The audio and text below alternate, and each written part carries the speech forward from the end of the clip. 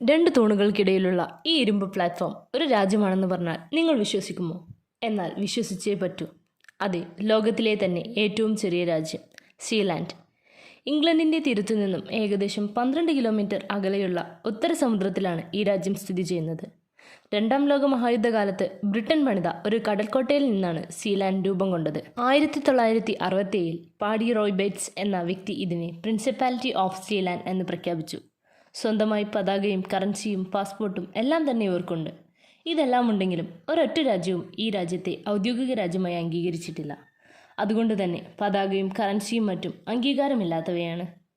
4000 ചതുരശ്ര മീറ്റർ മാത്രം വരുന്ന ഈ രാജ്യം ഒരു ഫുട്ബോൾ ഗ്രൗണ്ടിൻ്റെ പകുതിയോളം മാത്രമേ വലുപ്പമുള്ളൂ. സ്വാഭാവികമായി നമ്മുടെ ഉള്ളിൽ അടുത്ത ചോദ്യം വരും, ജനങ്ങളൊന്നും തന്നെ ഇല്ലേ ഇവിടെ ഇന്ന്?